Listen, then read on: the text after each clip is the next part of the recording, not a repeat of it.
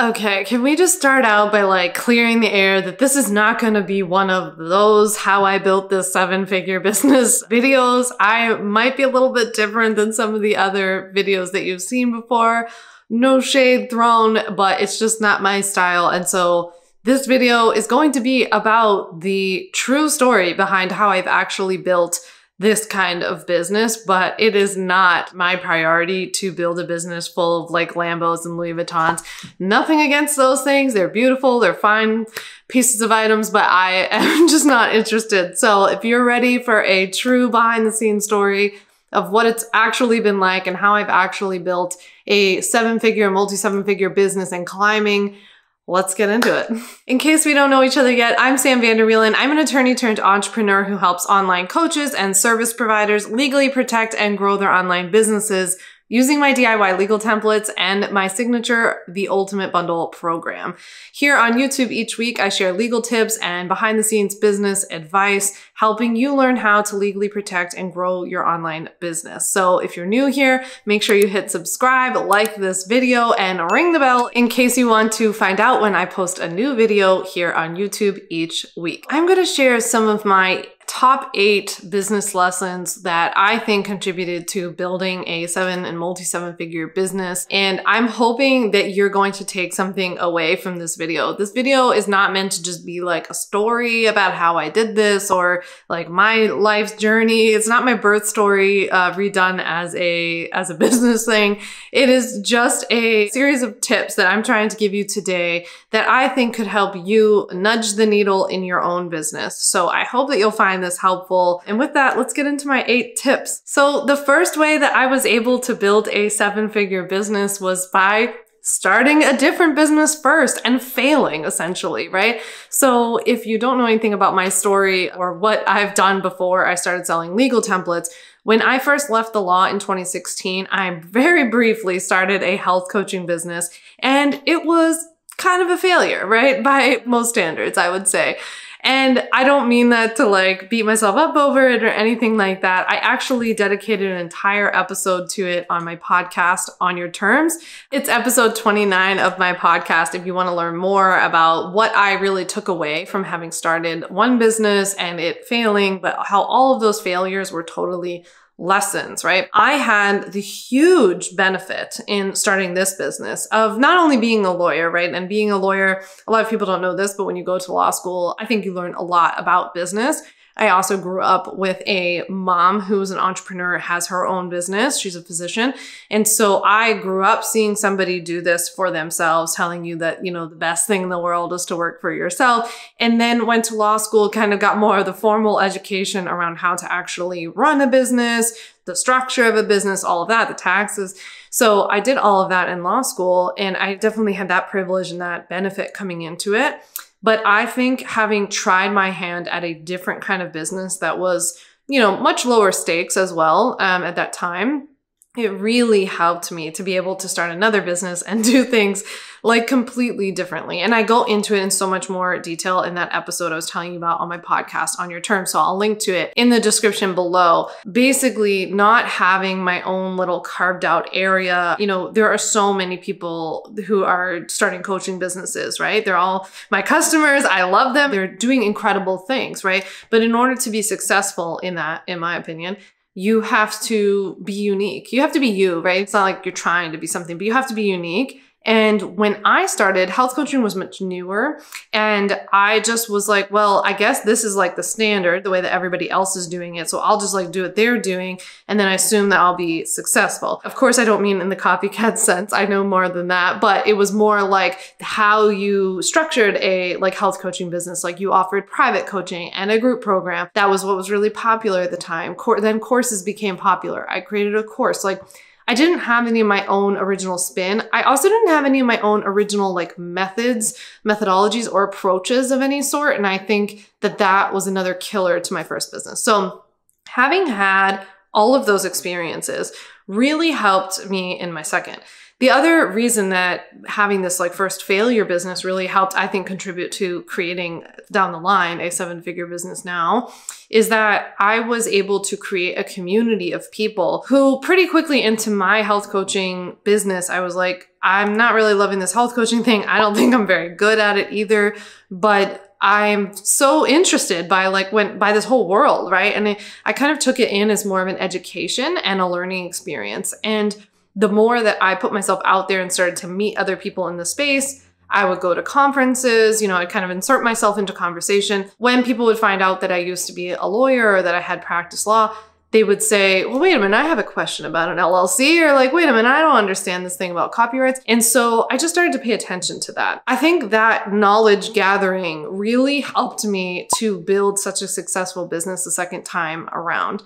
And I think sometimes in online business, people are really quick to skip over that part because it's not sexy, right? It's not like a website or a logo or getting a photo shoot. It's not fun, right? But taking that time to truly understand my ideal client, really get in the mind of like, what's going on for them? What are they concerned about? What are they afraid is going to happen if they don't get this? What do they want instead? Where do they want to be? How do they want to feel? What kind of businesses do they want, right? What kind of products would be helpful to them? The more time I spent doing that, I think that led to a very solid start, right, of creating the right products that were focused on them, not on me, not giving them what I thought that they should want or need, but really what they wanted and need. And then I would like sprinkle in stuff that they really did need, but that I didn't need to tell them that. So that kind of stuff. I think that was invaluable, right? And just really taking that time in a culture of like hustle, hustle, hustle, go, go, go, like get more and more and more, bigger, bigger, bigger. It can be very tempting to slow down and to really dig into that part of building out your business. And by the way, this is not something that stops once you build a 7-figure business. I still do this all the time. People on my team still do this all the time. We are constantly listening, learning, asking questions, getting feedback, right? So it's a very important part of building a successful business. So the second way that I think I built a 7-figure business, especially this time around, was by seeing a hole in the market and not just plugging that hole in the market, but plugging it in a unique way. Because it's not just like there's a hole in the market of no one else offering legal products or services, right? There were people doing that. But I didn't see people doing it in a way that would have really spoken to me. And when I was talking to these other people that I was mentioning at like conferences and things, I was hearing that from them. Like they weren't aware that anyone existed to help them with this problem, right? Or they knew of someone, but it didn't speak to them. And they were kind of seeing and feeling the same thing that I was. Or maybe the products weren't quite geared towards them based on what they were doing, right? So I think that it's really easy, especially in the online coaching space, to just look online and be like, whew, there are too many people here doing the same thing. Like I'm out, right? It's just too much. But I would encourage you to see a hole in the market in maybe a different way of that there's, yes, of course, we want there to be demand for you, right? And I think there's more than enough demand probably for your industry, but we need there to be demand for you. But also, is there a way that you have like a unique approach or a unique method, maybe a unique style or personality, right? That you can apply. I don't know how unique this is, but I'm just saying that most lawyers, and this is what people tell me all the time, are pretty boring, dry, can have a little bit of difficulty translating these like really complicated things into just like, you don't need to know everything about this. This is what you need to know, right? This is how it applies to you. This is what it really means. This is what you need to do about it. This is what you need to worry about. This is what you don't need to worry about. To me, that's my area. That's my zone. Then I feel very comfortable in the area of like breaking this stuff down. And I didn't see a lot of that. I also didn't see that as an attorney when I was practicing law. I saw a lot of very condescending, judgmental lawyers who didn't always appreciate or treat people with respect the way that they wanted to start a business, or women who wanted to start a business were often treated like, it's cute that you want to start a little business while your husband's off like doing the real thing. And it didn't sit well with me, right? So I really wanted to convey that feeling to other people. And I think you can look for holes in your market in a very similar way. Like maybe it's just your style or approach, the way you'll break something down, the way you'll offer a product that's different. It doesn't necessarily mean that you need to look at a market and be like, there's no other health coach in the whole world.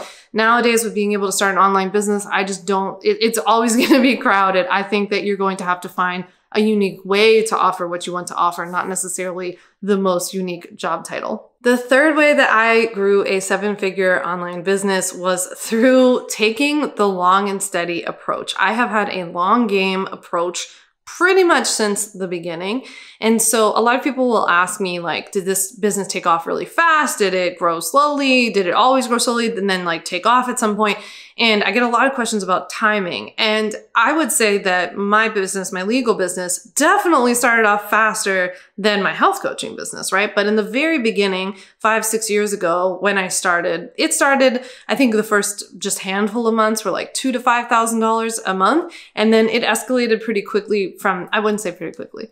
I would say that it escalated from there gradually, right? And so it started to become 5,000 months were easy, then 10,000 months were easy, then 15 months were easy, then 20 months became easy. And then I feel like the increments got a bit bigger. It was like 20, 30, 50, 70, and they just kept going up from there, right? So I did see a bit of an acceleration, I think, once the revenue got much higher, but that's also because of how much I have focused on this long-term approach to business. So I don't treat customers with a lot of pressure, like buy. If you don't buy now, you're out. Like you missed this opportunity. Of course, we use methods of urgency and all these kinds of marketing things that are important for, nudging people to make a decision. You have to use them in your business too. But the point is that we have a ton of customers who have been around in my community for a long time before they became customers.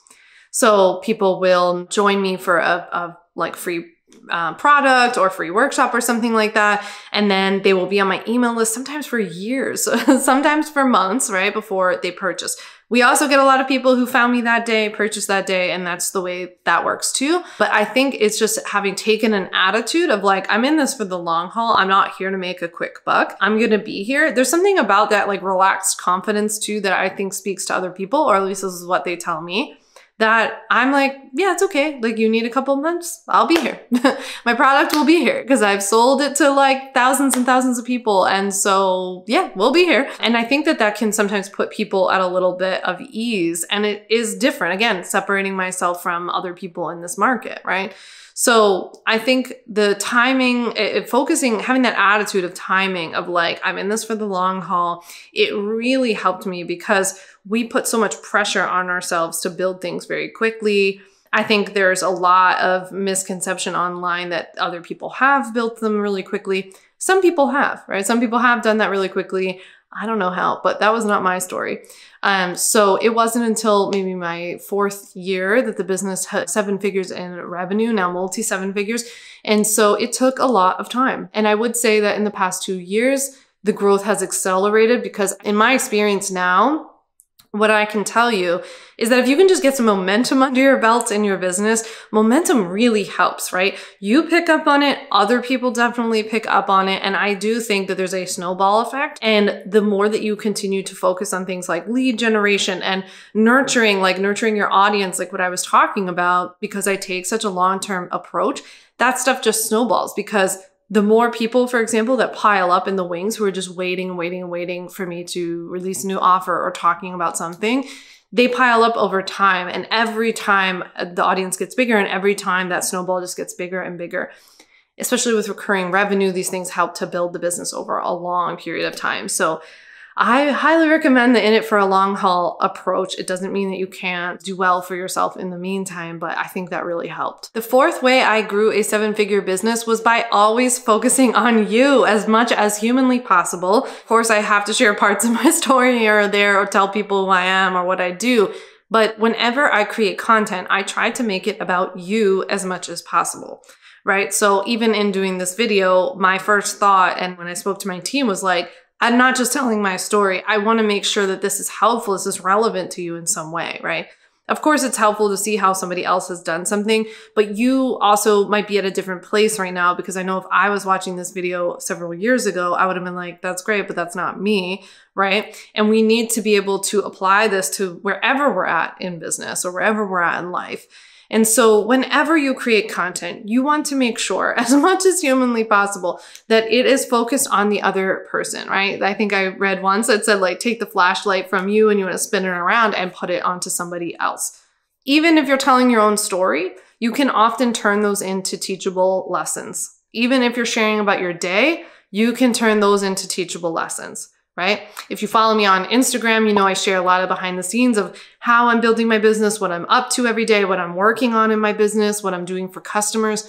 I'm not just showing that to show it. I also turn that into a lesson, right? When I talk about filming YouTube videos, I talk about how I am not somebody who puts, like, I'm not going to sit here and wait till my appearance is perfect, because I would never end up recording a YouTube video or doing anything else. So that's an example where I might show my audience a little behind the scenes, you know, look at what I'm up to that day. I'm filming a bunch of YouTube videos, but I'm going to show them a lesson in it, which is that you don't have to wait until everything's perfect to start making YouTube videos. Or that I didn't buy a fancy camera until 5 years into my business, and that you don't even need it, right? I don't need it. I just liked it. So that's not what makes a great YouTube video. It's not what builds a great business, right? It helps, but it doesn't make the business. So even in sharing these little parts of yourself, your, you know, ability to spend more time with your kids, your ability to travel, your ability to make all these different meals, you can turn that into a tip as to how that's helpful for your audience. How is that relevant to where they want to go, right? How is it relevant to maybe something that they're going through? So I think that a big portion of this business's success has always been that I am helpful, right, at its core, and that the business's content is helpful, right? We have a lot of value-packed content. We have blog posts, we have YouTube videos, I have a podcast. I send weekly emails to my list for the last 6 years, right? I've never missed a week. And I hope people think it's very valuable, right? I try to pack this stuff with value.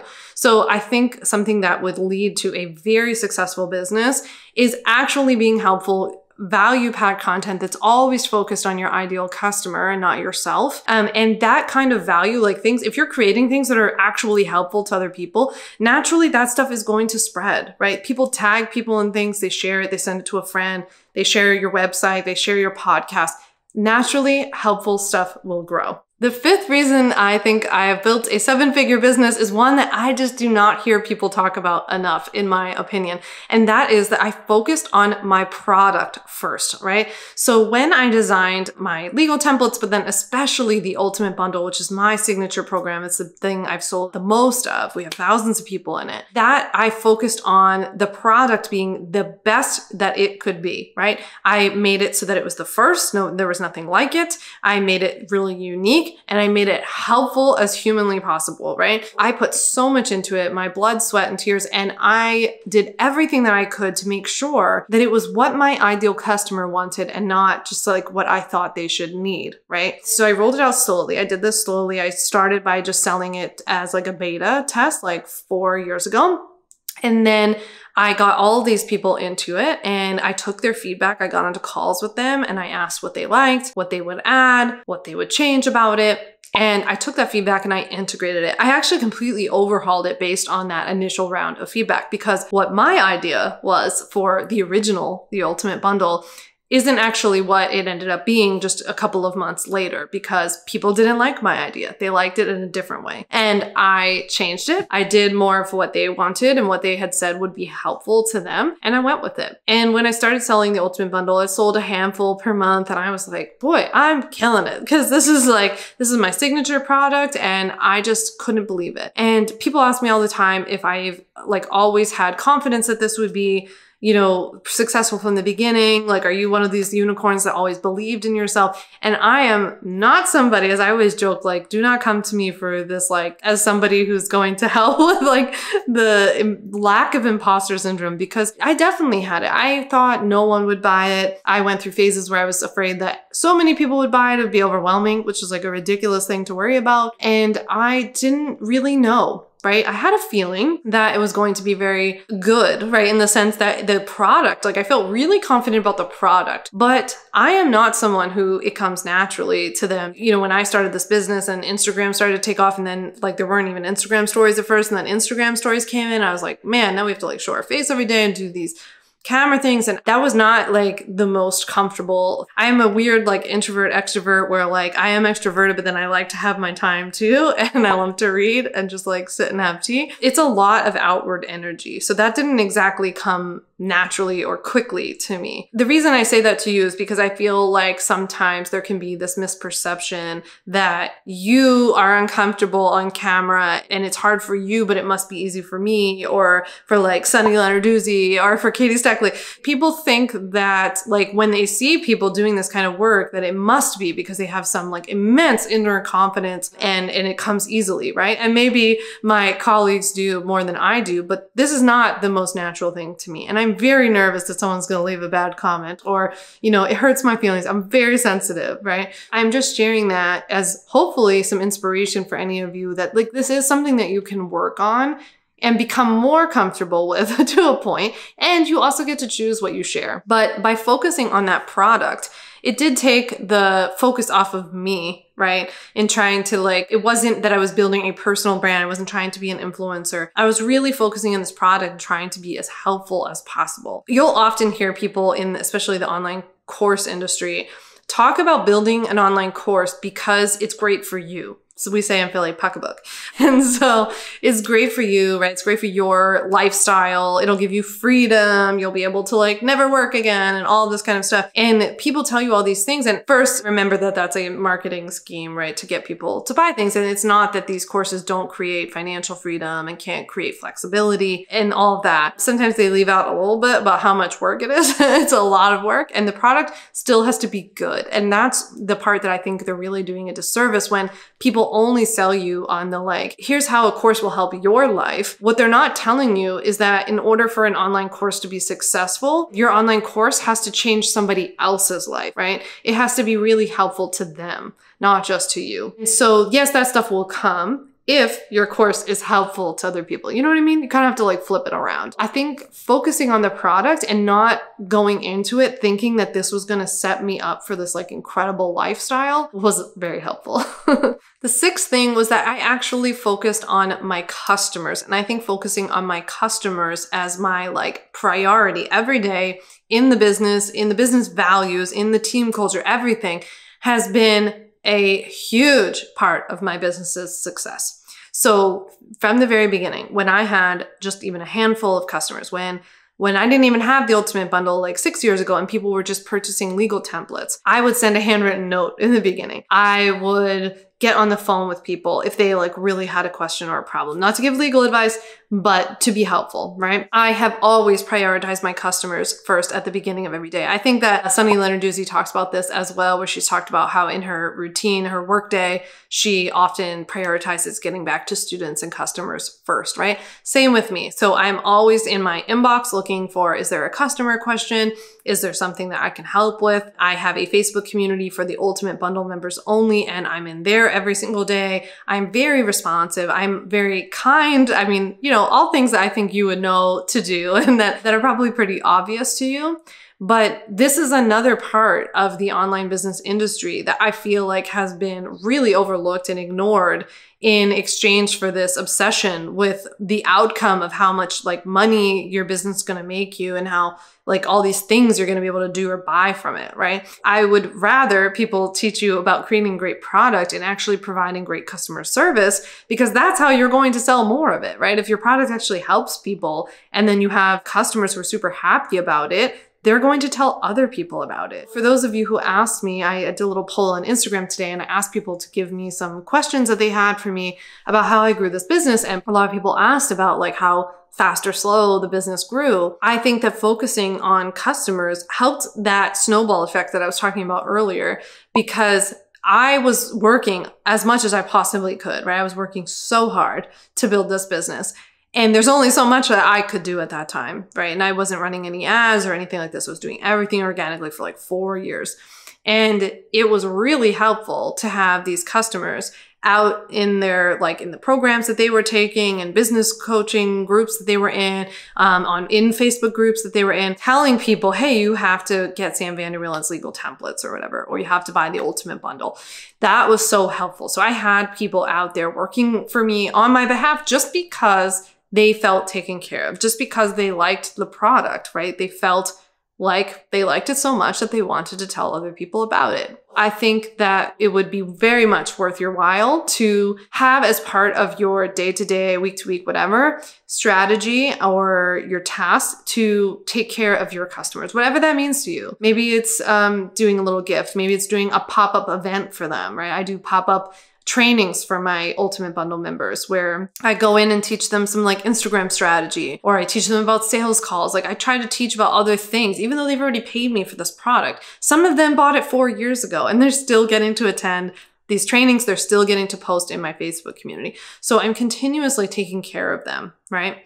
So I would think about that, and I would encourage you to have as part of your business a little check-in of like, what little things can you put into place? Do you have an email sequence, for example, that goes out to people after they purchase? Not to sell them something else, but to take care of them after they buy, to ask them if they have any questions, to give them additional resources. Do you send out a monthly newsletter to your customers, right? I send a customer newsletter every single month, the first Wednesday of every month. I give them all the free updates that I've done to the product, to the improvements that I've made to the templates. They get all of that for free, but I also give them a little like behind the scenes content, additional resources. I let them know what's going on ahead of time, a little bit of exclusivity. And I really love sending that newsletter. And it has a huge engagement rate and open rate. So I hope that they like it too. So hopefully I've given you a couple of ideas of what you could do on the customer end or even on the product end, but definitely drop your questions in the comments. I'm happy to help you come up with some ideas, or if you have any questions about how I make this work, I'm happy to let you know. The 7th way that I've built my 7-figure business is by being hyper obsessive about lead generation and where I'm really spending my time as a marketer, as a content creator, and I want to make every piece of content count as much as possible. For me, there are kind of like the big 3 platforms. We're not talking about social media yet. So to me, the big 3 platforms are YouTube, your blog on your website that's SEO optimized, and then a podcast. The cool thing about when you create a YouTube video or a podcast episode is that you can repurpose that into a blog post or into a YouTube video or vice versa. There are many different ways to make that kind of content work for you. But for me, I think that it was really helpful that from the start, I focused on really heavy core pieces of content. And then social media was just like the... He doesn't like someone who's here. So since the beginning, I have focused on the main like content pieces being the hub of my business. And then social media was just a way to build an audience, to cultivate a deeper connection, a more personal connection, to show different sides of myself, of the business, of the products, of what's going on, and to kind of like spread the word about these pieces of content. But the core pieces of content that I created from the beginning were the things that got me my initial customers. So when I started my business and started my own website, and I built my own website myself in the beginning, I had these 10 core blog posts that I had posted that I put so much energy and so much work into making sure that they were SEO driven, evergreen pieces of content, like 10 steps to start your online business, like 10 things you need on your website, that kind of stuff, right? Really big, kind of like cornerstone pieces of content. That stuff led to me getting customers within days of starting my business. It was crazy, right? Back then, I mean, podcasting existed, but not as many people were podcasting. I didn't have a podcast. I wouldn't have known what to do yet or anything like that. I really focused on blogging right at that time. And then I would use my blog posts to write to my email list and let those people know about the new blog post that I had just posted. So in the beginning, because you might be thinking, well, how did you have anybody on your email list? Well, I had known that I had to have a freebie at least. I think I had signed up for every course or freebie download webinar that Melissa Griffin had created ever by that point. And so I knew that I had to have some sort of content upgrade in my blog post. So I created like a little checklist and a legally legit guide and all of these other things. And so when people would read my blog posts, they would then sign up to receive my emails based on having downloaded my freebie. So it was very slow, very, very slow, very, I would say steady, but like small, right? Like a handful of people would sign up for my email list every day. It would not be, if at all, maybe it would be like a handful one day and then not for another day or two. It wasn't a lot at all. It wasn't super quick or fast or anything like that. It was slow and steady. And I just kind of pretended like there were a lot of people there anyway, right? So I wouldn't really write to your audience or create content like with the attitude in mind of how many people you have, right? Like if you have 100 people following you on Instagram or 50 people on your email list, I wouldn't write that email any differently than when I send an email now and I have like thousands and thousands and thousands, tens of thousands of people on there. I would create the best content that you could, no matter how many people are there to hear it. Kind of act like you already have the people there to hear it. So even now, to this day, I still have my blog posts. I still have, and that are still generating leads all the time. And now I have a podcast called On Your Terms that also has been generating a lot of leads and is actually, I think more than anything, cultivating a deeper connection faster. That's what I would say. So I'm hearing, I've only had my podcast since last July, and I'm hearing from people every day that they somehow discovered an episode, but then went and listened to a whole bunch of other episodes. And it's really interesting to watch those leads come in and like the messages that I get from those kinds of leads. They are much more like educated on my business. Like they know what I do. They know something about me. They know something about my personality or my approach to it versus somebody who might find me on Instagram. The messages I get on Instagram are much more like, hey, can I hire you to be my lawyer? I need a thing. And I'm like, no, I don't do that. So it's really interesting you might not be getting tens of thousands of listens quite yet when you start a podcast like you might on Instagram if you get like a viral reel or something like this, but you can cultivate deeper connection. Just like I think a lot of people do really well here on YouTube. I'm pretty new here on YouTube. I think there's a way through video, through getting into people's ears, cultivating that connection and getting them to binge and to listen to other things. So I often tell my customers I would spend more time focusing on those core pieces of content. Are you writing blog posts that are SEO optimized on your website so that when people are searching for what you already do, they can find you? Do you have a podcast? Do you have a YouTube channel? Are you working on any of your core pieces of content, or are you just creating in the moment content on Instagram or TikTok or wherever else? If I were new, I would not focus on all three of those. I would probably focus on one. My ideal scenario for you would be that you would choose like a podcast or a YouTube channel wherever you think that you'll show up the most like yourself, be the most consistent, have fun with this, but also that obviously your clients are hanging out there too. I'm sure they are because everybody's pretty much everywhere nowadays. I would pick either of those, the podcast or YouTube channel, because then you could repurpose it very easily into a blog post where you embed a video or embed your podcast episode, and you can turn those into pieces of content that you share on social media too, so that you get back to that super value-driven content. You can help people across social media, and then you showing up on like Instagram stories or TikTok or on Reels is just for fun. It's for reach. It's to meet new people. It's to cultivate like a fun connection with people, and it's to educate them while they're there too, right? I do a lot of educational reels. I do funny, like making fun of myself lip sync type reels. So I do those too, but you can also just get a more behind the scenes, get to know you vibe, I think, from social media. It's always like a bummer to me when I see people using something like Instagram to be their primary form of content, because it's just very, very hard, right? It's not searchable, or, not very searchable. A lot of it disappears quickly. Some of it literally disappears, like with stories, for example. So I would love to see you put the bulk of your energy into one of these searchable platforms where every piece of content that you create can be found by somebody who's looking for it.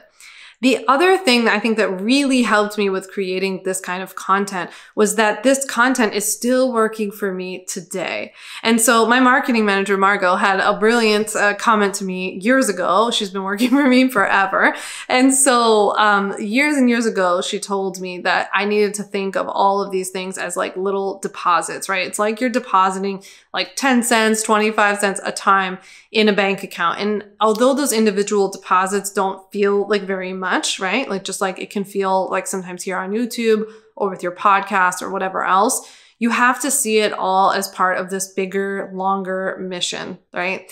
Remember back in the beginning of this video when I said that if you're in it for the long haul, you can take this kind of approach and you can take some of the stress and anxiety away from the idea that you need to have 1 million followers, 1 million subscribers, 1 million downloads, whatever. The reason I say that is because I have blog posts that I wrote 5-6 years ago that are continuing to bring in these leads today, right? Even though these blog posts were written so long ago, they are continuing to work for me in the background. And so every new blog post I create, every new podcast episode I create, every new YouTube video that I create, that's evergreen, meaning that the call to action in that video is always bringing somebody into my business somehow. It's bringing them into a freebie. It's bringing them into something. It's always going to be working for me. And the more that I create that stuff, it's just stacking up over time. At the end of it, I got a big fat bank account of this content that's working for me, even though those little deposits felt very small and like inconsequential during those actual deposits. I meant inconsequential, you know what I mean? All right, the 8th and final reason and the way that I was able to build a 7-figure business is because of all the people that are behind it that you don't get to see, not me, right? So there are, I would say, 2 big groups, right? And we'll start with the first, which is that about 2 years ago, a little less than that, I started to invest in Facebook ads. Facebook ads have been immensely helpful for my business, but probably not for the reason that you think. So a lot of people will tend to kind of attribute somebody's success once they start to have it in online business to Facebook ads, especially when they see that they are running them. Facebook ads are very helpful, right? And they do make a lot of sales. And it's super helpful when you've gone through times like I have with my dad having leukemia, and there have been different times over the last couple of years where I haven't wanted to be as forward facing in the business. I haven't wanted to produce so much content. And so ads can carry a little bit of the weight in those cases. And I think that that's super, super helpful. But I actually think that my Facebook ads have been really helpful in a different way because the majority of my sales still come from our organic traffic. And they still come from evergreen sources and not our like public live promos. So the reason that I think Facebook ads have been very helpful is because in marketing, it's really, really important that you stay top of mind in a very crowded space, right? So I think it would be very easy for somebody to see something of mine and be like, oh yeah, that legal girl, I have to take care of that legal stuff at some point, you know? And then they just like move on with their day and you're really busy, you're building your business, maybe you're taking care of kids, you're doing all kinds of stuff. It's very important in your life, more so than legal templates, right? And then you pop up with an ad and you're like, oh, I forgot about this. I did want to sign up for that. So I think that that part is really, really helpful with staying top of mind. I also think that, you know, I have an incredible ads team. And so we have gotten to do some really cool creatives on the Facebook ad side. And I think because of that, particularly with what I do, we've been able to successfully break down some barriers that people might have to wanting to sign up for this, for even knowing that someone like my business exists, something like that. So I think that the creative side of Facebook ads has been really helpful for breaking down some of those myths about who you might think I am and like what my style is going to be, what my program's going to be like, who my clients are, that kind of stuff. So Facebook ads has been really, really helpful for that. It's been really helpful for exposure and building my audience, which then is helpful for the next time I do a live promotion. Ads have brought in so many new people that I have a lot of new people to market to. It's definitely helped build my email list and it's definitely made a lot of sales, right? But I do think there's a misconception that when you run Facebook ads, it's like all of your sales, or maybe for some people it is, but it is still very true for us that organic stuff drives the majority of my sales. So the other portion behind the scenes that has led to being able to build a 7-figure business is a team, right? So believe it or not, I actually did not have a team until about a year ago. So I didn't have anyone working for me and I started with a VA. And my VA started by helping me with my inbox, taking care of some tasks, some design tasks. I mean, she was kind of a jack of all trades at that point, right? She was helping me with everything. She was really the only person on the team. The second person to follow was a tech specialist because my business is very tech heavy. It's very funnels driven. We have a lot of volume of sales. So there's just, the more technology you have, the more opportunity there is for things to break. So we have a lot of that as well. So we had a tech VA, and then I had a graphic designer, then I had a marketing specialist, and then it just kept going from there. Now I also have an executive assistant. I have a social media manager. I have a new tech specialist coming in. I have an operations manager about to come in. So we have a lot of people now working really hard behind the scenes. And so I did not have anyone helping me for several years. I probably waited too long. I do think that hiring is a crucial part of building your business, but I also think some people get obsessed with like doing this too early. I would say that when you know specifically what you need help with and you find yourself as a CEO doing a lot of non-revenue generating activities that someone else could do for you, it's not that you're not good at it. It's not that you don't like it. It's just that someone else could do it so that you could focus on this other stuff. That is when it starts to become really helpful to hire. I think I also reached a point maybe a year or so ago where it just became too much for me to do on my own. I had a live promo last January. It was like a multi-six-figure launch, and it was like 9 days. And that brought in a flood of new customers and a much bigger audience, which I then knew was going to impact the rest of the year, because when we see a lot of new leads come in, even if they don't purchase, most tend to eventually. So it was a time that I just needed to add on some help because I was going a little crazy. Okay, real quick before we go, I got a couple of quick questions on Instagram when I asked people what they wanted to know. So someone asked me, which season was the most challenging one that you've been through in your online business? I would actually say that now is it, because it has been really hard. I think I'm really comfortable in the business side of things. I love business. I love ideating. I love being a visionary. I love the marketing side of stuff. But learning how to then be a leader, how to be a manager at the same time that you're doing all this other stuff, keeping up with a lot of growth, people's expectations. It feels like a lot of pressure sometimes. It's become a little lonely, to be honest, because I don't have a lot of people around who are doing something, you know, at the same level. And so it can be hard. A lot of people don't understand, you know, what you're going through. A lot of people don't want to hear about it because they're just like, who cares? You're doing well. They don't get it. So that, I feel like that can be a little bit tough. And also just like learning how to be a team builder, how to hire, who's the right person to hire, how do you manage them? Like, it's a lot. And so I will definitely say that in this past year, I've probably had more 3 a.m. wake ups like, what do? I have to remember this. I want to talk about this. So it's a lot to manage. Someone else asked us, do most of your sales come through launches or evergreen sales? So most of our sales still come through evergreen sales. I only just started doing live promotions this past year. And even then I only did 2 really big ones and then 1 kind of small one. And so I don't know how many I'll do this year, but I just got done one by the time that you've watched this video. Still make the majority of my revenue through every single day. Sales, sales, sales, even when I'm sleeping, whatever I'm doing, sales are constantly coming in. Somebody else asked for the most effective strategies for early growth, which is a really good question, but I feel like I went over that a lot and I'm not going to keep you anymore. If you have any questions for me about anything I've talked about today or anything else you want to know about how I've been able to grow this business, leave them in the comments below. I am happy to dig in. I love seeing your comments. I would love to know if you like this video. Please like the video, subscribe to my channel if you want to make sure you catch my videos each week. And thank you so much for watching.